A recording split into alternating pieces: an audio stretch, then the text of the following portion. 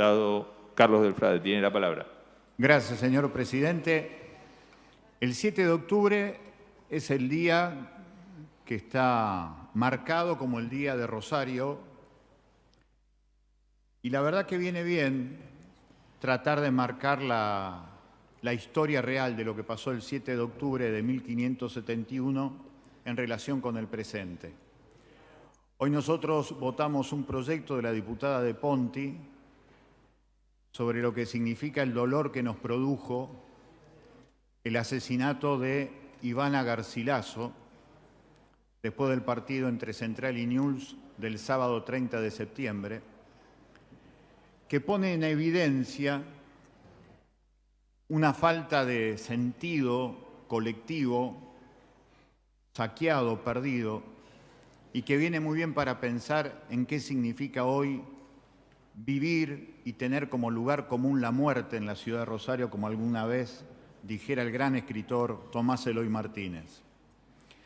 El 7 de octubre de 1571 en realidad es un hecho histórico, es un hecho histórico, político, económico muy fuerte, que fue la batalla de Lepanto, que ha pasado a la historia por sobre todas las cosas por lo que significó la pérdida del brazo de Miguel Ángel Cervantes Saavedra, nada menos que el gran escritor del Quijote. Pero la batalla de Lepanto fue una de las más sangrientas de la historia española. Fue una batalla en donde el Vaticano ordenó a las tropas europeas tomar el dominio sobre el mar Mediterráneo.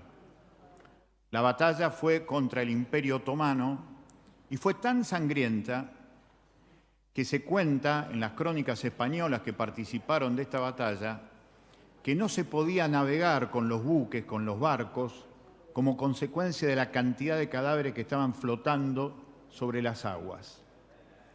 Ese fue un día de una gran masacre, pero como le sirvió a los intereses del poder económico que en aquel momento representaba el Vaticano, se transformó el día de la masacre en el Día de la Virgen de Rosario. Esa transfiguración de lo que fue la realidad histórica del 7 de octubre de 1571, siempre para nosotros revelaba cómo la historia oficial de Rosario tiene poco que ver con la historia de sus mayorías. Se podría hacer una evolución concreta de lo que significó Rosario desde el siglo XIX hasta el presente, pero quiero detenerme en función de esto que nos pasó el sábado pasado.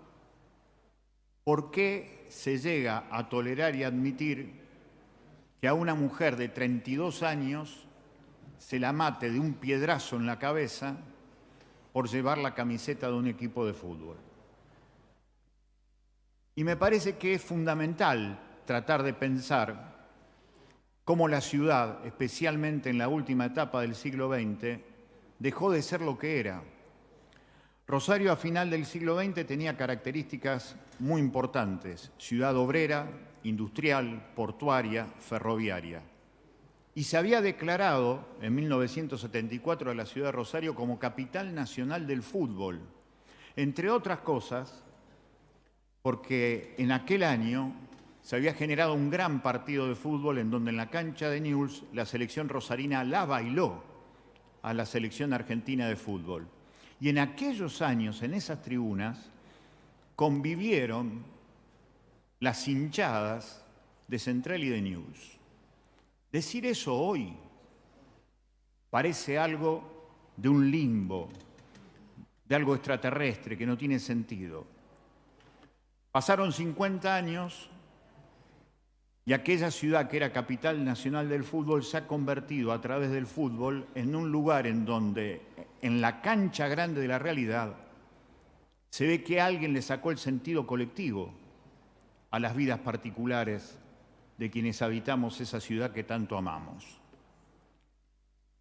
Por eso, tal vez, señor presidente, viene bien pensar que el origen histórico de aquella fecha, el 7 de octubre de 1571, tuvo que ver con una masacre para no naturalizar ningún tipo de asesinato, pero especialmente el de una mujer muy joven que tenía 2 trabajos, que se encontraba con su novio en la tribuna, porque muchas veces no tenían manera de encontrarse, para ver si encontraban un cachito de alegría, porque allí en la cancha chica del fútbol todavía podían manotear un pedacito de felicidad, porque en la cancha grande de la realidad le costaba llegar al minuto final con algún tipo de aliento. Hay algo que se ha perdido, pero hay algo que no tenemos que hacer: naturalizar que el asesinato de una piba de 32 años y un cascotazo después de un clásico de fútbol no tiene sentido.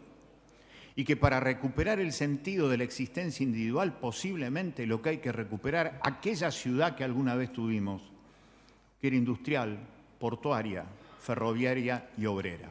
Gracias, señor presidente.